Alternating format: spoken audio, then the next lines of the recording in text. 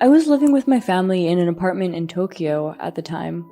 I'm 40 years old and work for a pharmaceutical company. My wife is 38. We have 3 children, making us a family of 5. My wife and I have known each other since we were students. We got married in our 2nd year. After graduation from university, she retired when we got married and became a housewife.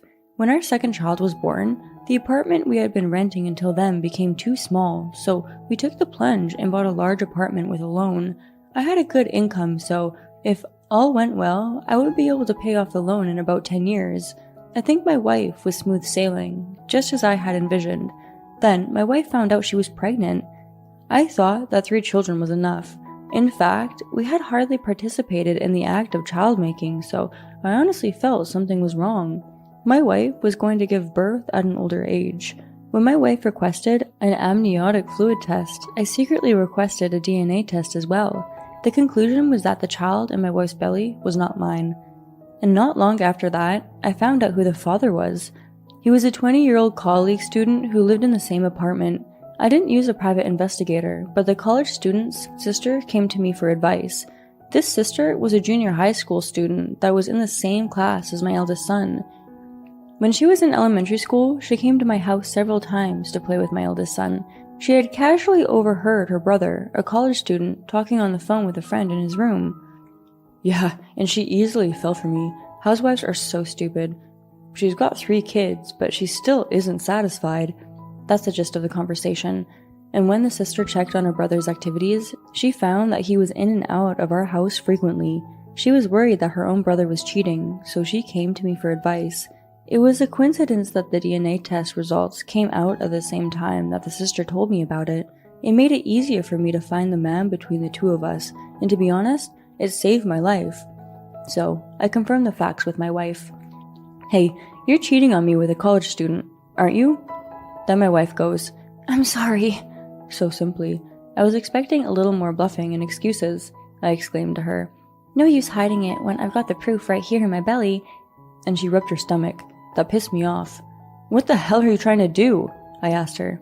Then, the devil is playing tricks with me. I didn't think I would get pregnant at my age, my wife replied. It sounded like my wife was expecting this situation, which is why she was able to keep her cool, but I can't admit it. We're getting a divorce. Once I said that, my wife's attitude suddenly changed. I'm sorry. Please don't divorce me. I will never do anything like this again. I will do whatever it takes, but please forgive me for the divorce. My wife got down on her knees and said this. I couldn't understand what she was thinking. She knew I would find out and ask her about it, but she never imagined that I would ask her for a divorce. Then what about the baby? I asked her, and she rubbed her head on the floor. I'll get rid of it. I'll abort it and start over again with you. That's the height of selfishness. So I said to her, if you get rid of the baby, I'll divorce you as soon as possible. My wife didn't seem to understand what I meant and looked at me blankly. I only want one thing. I want you to have the child, have the college student recognize them as their child, and then take you and the child with him. I wanted him to atone for this sin for the rest of his life, and I promptly explained their mother's infidelity to my 3 children. I knew it might hurt them, but I couldn't let them live in ignorance. So, I wanted to make sure that I told them before anyone else did. Your mother brought some other man into our home, and she is carrying his baby. When I told them this, my youngest son looked at me with a puzzled expression, but my eldest son and eldest daughter understood what I meant, and were shocked. My eldest daughter is especially fastidious. From that moment on, she stopped talking to me at all. The college student, on the other hand, ran away immediately after I informed him that my wife had confessed and that she was pregnant. I hired a detective agency to search for him and found out that he ran away to Nebraska, where his father lives. For the time being, I left the college student alone and reported the fact to his father. The college student's father, who was a person who could understand what I was trying to say, or perhaps he was not convinced of his son's infidelity, provided me with a lock of the college student's hair and agreed to a DNA test. It was easily confirmed that the father was the college student. After the results came in, I had another talk with the college student's father. What are you going to do about it? My wife is pregnant with your son's child. When I said this, the college student father got down on his knees and told me, I am sorry. I know it's very difficult, but can't you do something to make it go away? My son has a future ahead of him. What he meant by go away was that he wanted the baby to be aborted, and since his son is a college student, he wants me to raise the child as my own. He was humble in his speech, but his argument was outrageous. I was really pissed off. That's bullshit. He's not my kid. But the college student's father didn't back down. Of course we will prepare the power of attorney for you. We'll pay you alimony too. Of course. The college student's father's words made me nauseous beyond anger. It seemed that both the college student and his parents only see abortion as an option. Moreover, the college student's father was determined not to have his son do any of the dirty work. I stood up and said, "I'm sorry, but this negotiation is getting nowhere. I have a lawyer present, so from now on, please talk to me through my lawyer." But the college student's father was still trying to get through to me. "Please, do something about that. Just tell me how much you want. I will make sure to pay you." I shook him off, saying, "It's not about the money," and left the college student's home, unable to hide my indignation. As I was putting on my shoes at the door, the college student's sister came to see me off. Sorry about my brother." I contained my indignation, smiled, and shook my head. "You have nothing to apologize for. Thanks for telling me." And I left the room.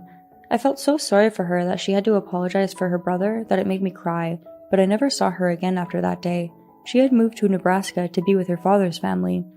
The father's the president of the homeowners association of his neighborhood, so he is well known. So of course, this incident spread quickly. The sister had classmates living around the neighborhood. He may have transferred her to another school out of consideration for her. I felt sorry for her, but I had no choice but to go all the way. I decided to hire a lawyer and fight the case to the bitter end. I heard that the college student's father also hired a lawyer around the same time. I thought I would have to negotiate mainly through the lawyer. For some reason, the other party's lawyer tried to contact me frequently. Of course, I ignored all of them. In the meantime, my wife's baby was growing up fast.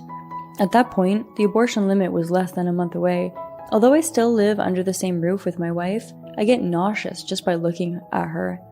The kids all glare at their mother, especially when my wife's morning sickness got worse. My eldest daughter had lost her temper completely.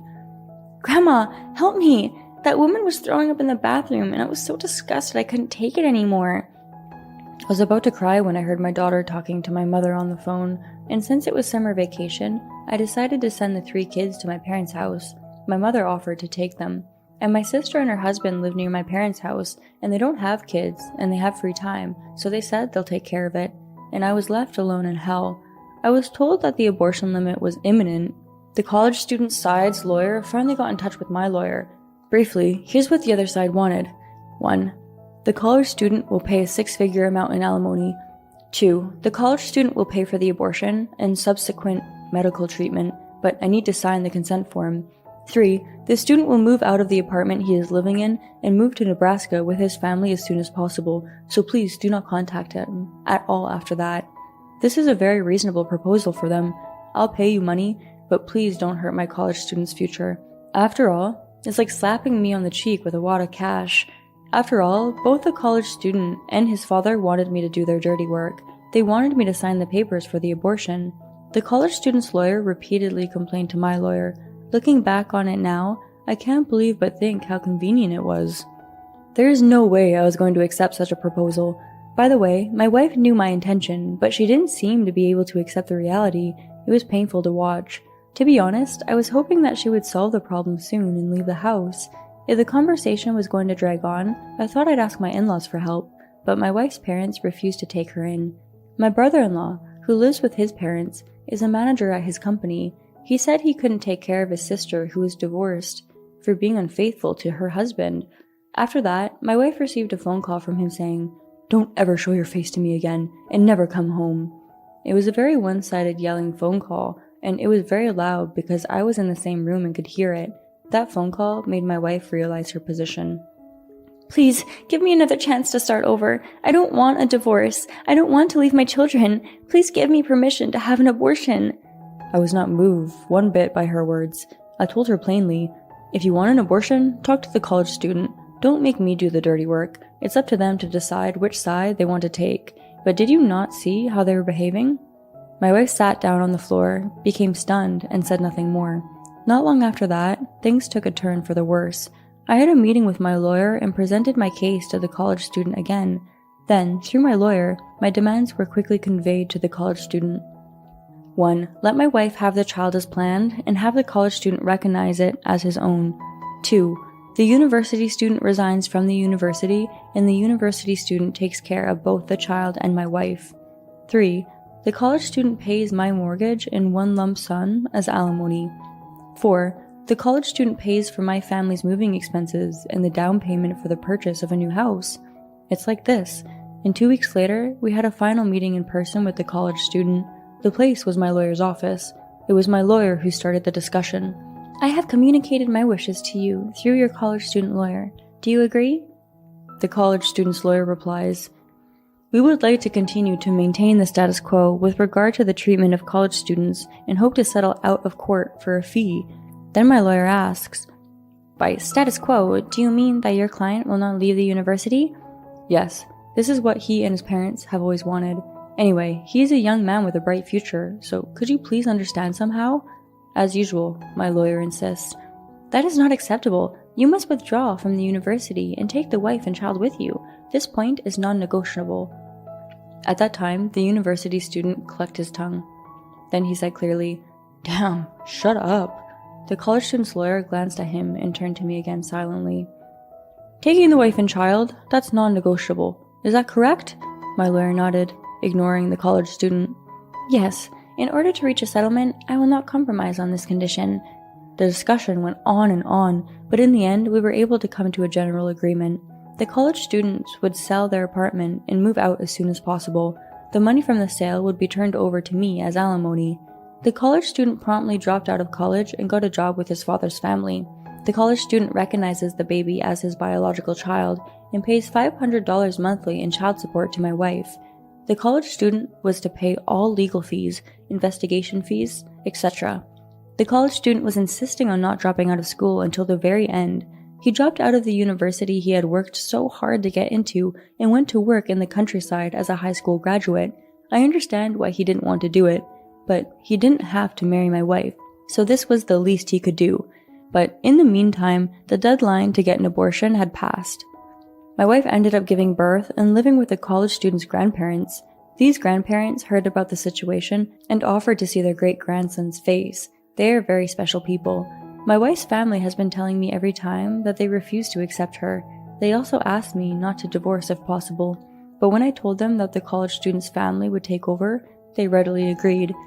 After my wife had found a place to go, I finally divorced my wife because I knew she would be preparing for the birth. After the divorce, my ex-wife soon went to Nebraska. She asked to see the kids one last time. I had her call my parents' house in my presence. They didn't want to answer. They were devastated. Well, it makes sense after all she's done. And about 6 months later, the sale of the college kid's apartment was finalized. I received the money. I sold my house and went back to my parents' house. And by that time, my kids had settled down a bit. My parents, kids, and I were able to get back to a peaceful life. This was a few years ago.